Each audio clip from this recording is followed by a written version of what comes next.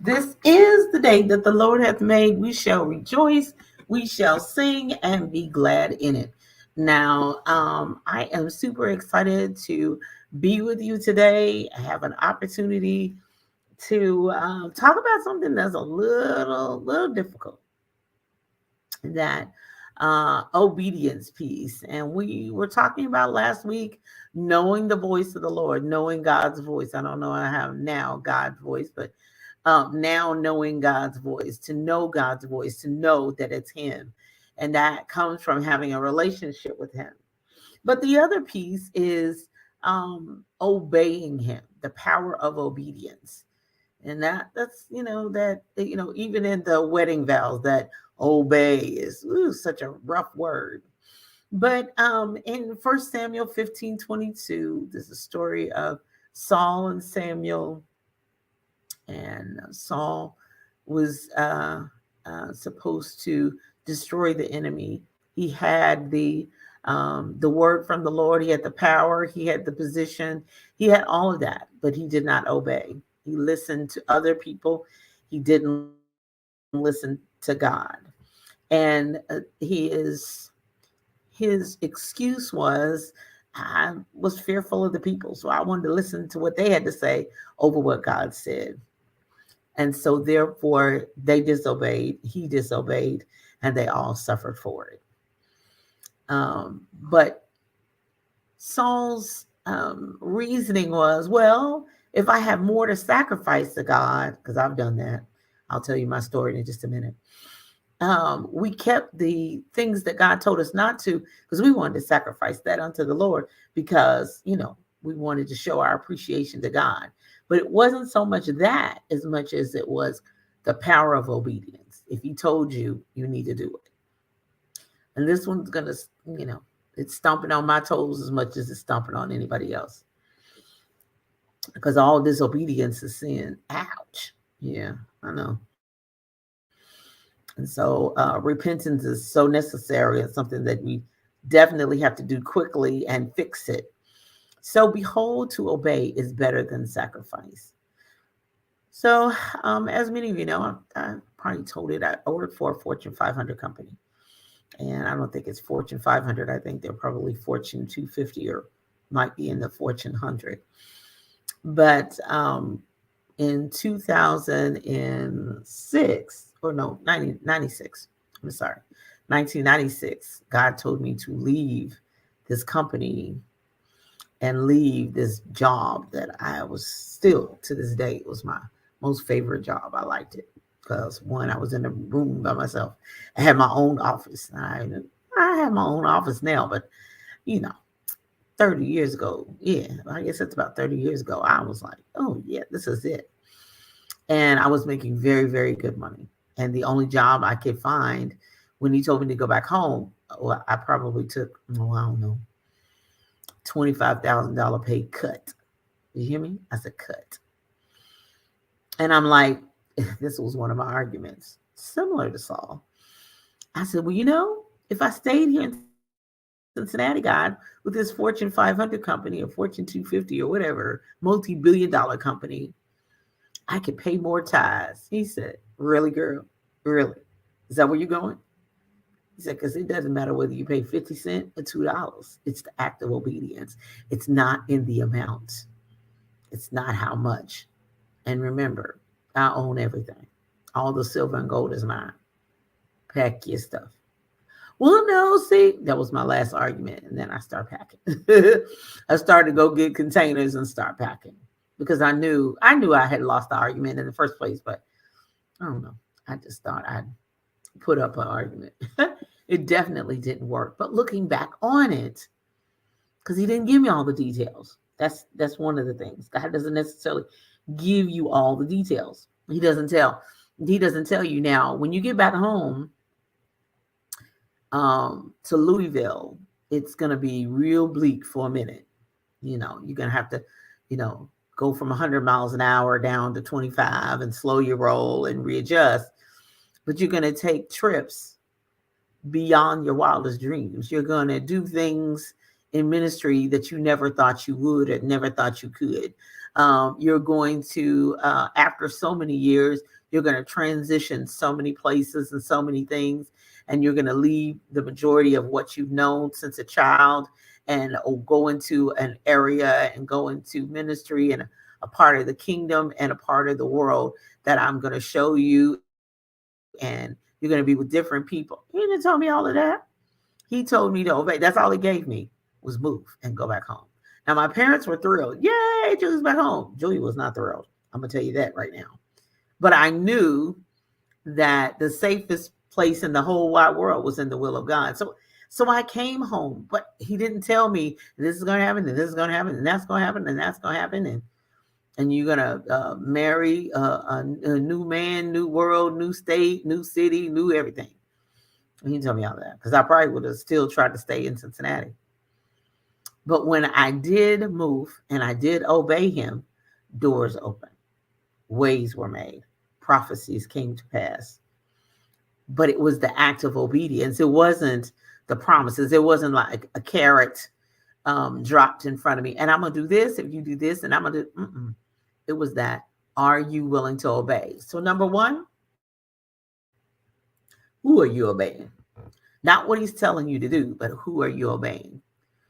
Now, fear ye him that not only can destroy the body, but you got to fear him who can destroy the body and the soul. Heaven and hell, the keys to heaven and hell and the kingdom and everything else belongs in God's hands. So you got to understand the level of who you're obeying. And so, it's better to obey God than man, but I'm going to leave that there. And that's between you and God to determine what for your plan and path for your life. But you got to determine who you are obeying and what they're asking you to do, what they're asking of you. And there has to be, as you get older and you get more experience, some lines that are drawn in the sand. Like you won't cross that. You won't do that. You have standards. You don't need anybody to give you. I mean, some of the things that some of the places I've been, I own standards after so long. My parents weren't there to tell me. That's what character is. That's what integrity is. There are some lines I won't cross because I know God, but because it goes against me. It's just, I don't do it. I don't know what them do. They do over there. They do. No, it's just something I won't cross that line. So it determines who you're obeying. And then over time, it's the act of obedience. It's actually obeying, not for any specific reward. There's not any prize. There's not any, okay, if you invest $10, you're going to get 100 back. If you invest $20, you're going to get, no. There are sometimes God asks you to do things that there's not a reward in it. The reward is the actual act of obeying what he said, because he's trying to test how to trust, whether he can trust you or not, whether he has, as I say, a trusted and a non-coward soldier, that even if you obey to your own detriment, he can trust you like that. So just prime example for me, I've had, God tell me to do a specific thing about a book, write this book, publish this book. And the results of doing that book were just, the amount of sales, that's what I'm looking at.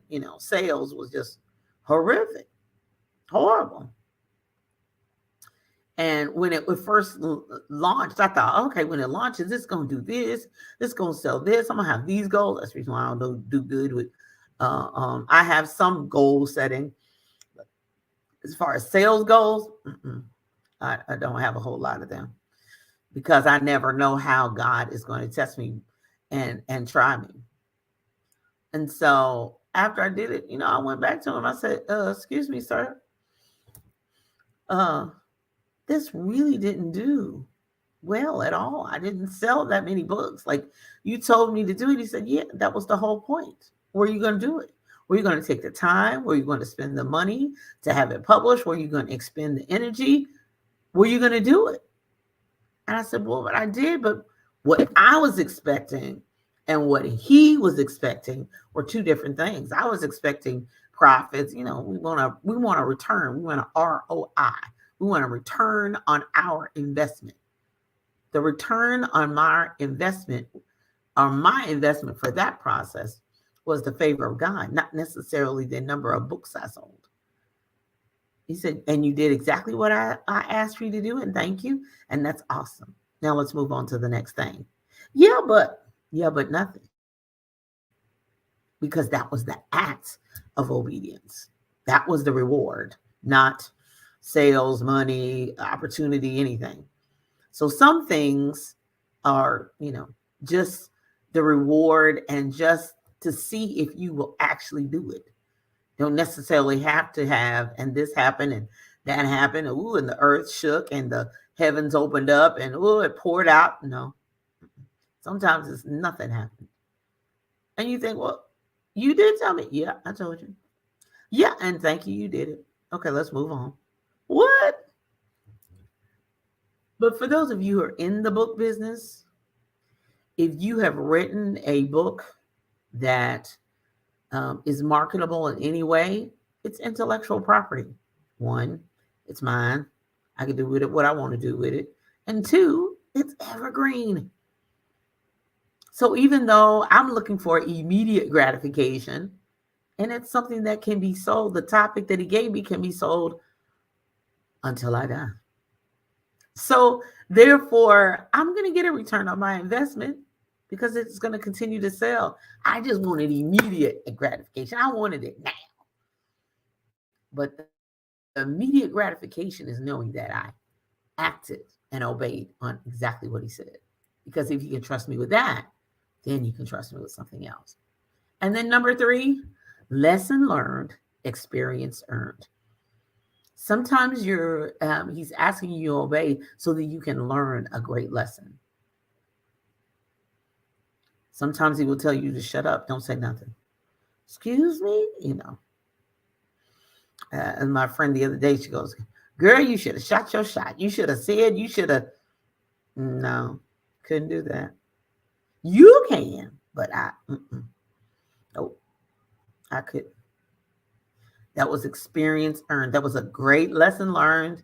And I hope I don't have too many more of them, but I passed and God said it when I obeyed and didn't say anything. When I closed my mouth, it took everything in me to sit there and smile and endure and all that stuff. And inside I was turning upside down. I just wanted to crawl up under the table. I wanted to scream, and then I wanted to run around. Then I wanted to yell. Then I wanted to do something to fight back. But that was my experience earned. My experience earned was not necessarily in the situation like I thought. My experience earned was my relationship with God increased and take it to the next level. Sometimes your act of obedience is a lesson. It's to teach you something. It's to teach you about you. It's to teach you what will happen in a certain situation. What will you do? If you ever heard people, and I've had people in my life, never say what you won't do. Never say what you will do, because you won't know until you're in that actual situation. You don't know. It's a lesson learned, experience earned. And therefore, the true power of obedience is obeying. Not obeying to get something, not obeying so that will happen, obeying because he said it. Because remember, who you're obeying is greater. God is the greatest power, and we shall not be defeated. We may look defeated. We may feel defeated. It may look like you're defeated to others. It may look strange, because I've had those seasons in my life where I obeyed God and they were like, well, why did you do it? I said, you have to go back and ask him. I don't know. I don't know why I'm in this position. Particular position. I don't know why he moved me over here. I don't know why I can't go over there. I don't know why. I didn't ask my parents, so I'm not going to ask God. I may discuss it with him. Excuse me, am I on the right path? And he'll just not say nothing. Remember, when the GPS doesn't talk, you're on the right road. Okay, so when the student needs help, the teacher will arrive. The power of obedience is clearly simply obeying. I hope that helps you today. I hope that get you along your way. Yeah, that was an ouchie one for me too. Just knowing that obedience is better than great sacrifice. And I have no idea what else he's going to tell me to do tomorrow or next week, or I have no clue. But as they say, they used to say in my home church, pray my strength in the Lord. And speaking of that, coming up at 10 a.m. Eastern Standard Time, live your best life. Listen on envision-radio.com. You can always, first off, not only just listen from the website, that's always number one, but number two, download the free app, Envision Android app from the Google Play Store. Go ahead and download it. Have it on your phone, have it on all your mobile devices. One, it's free, and two, it's easy to use. And you can also listen on these additional apps, radio.net, radio.garden, Alexa Get Me Radio, Roku, MediaU, MyTuner Radio, Audacity, and tuner.co. And you can also listen to the replays wherever podcasts are heard. So listen, live your best life. We're still in the beginning stages at the recording of this video of getting you ready for the year. We've talked about beginning again. We've talked about everyday miracles. We've talked about having God in your business. And that's what's coming up next, having God in your business. You ready? He getting ready to get all up in your business. And then coming up at 11 a.m. Eastern Standard Time is the Spike Davis and Friends Show. Tune in for laughs, music, and more, and some phenomenal guests. Be sure and listen in. And then on Tuesdays, somebody say Tuesdays, the Book Business Boss Show is Tuesdays at 10:30 a.m. Eastern Standard Time, right there, right where? On envision-radio.com. The replays are the Book Business Boss Podcast.com. That's the Book Business Boss Podcast.com. So coming up, if you are ready to get your year off to the fast track and you need some help doing that, first off, especially if you're interested in publishing or writing or just have questions about the process, or you already have a book and you need help with it, moving it to the next level or just moving it forward, period. Go to talkwithroyston.com and schedule a free consultation. That's talkwithroyston.com. And I have all types of classes coming up. Go to roystonclasses.com. Register today. The next writing class will begin on February 7th, 2023. So be ready. February 7th, 2023. Then February 15th is the Children's Boot Camp. That is the hottest selling books right now are children's books, especially with diverse characters and African-American children as the main character. So go to roystonclasses.com, roystonclasses.com.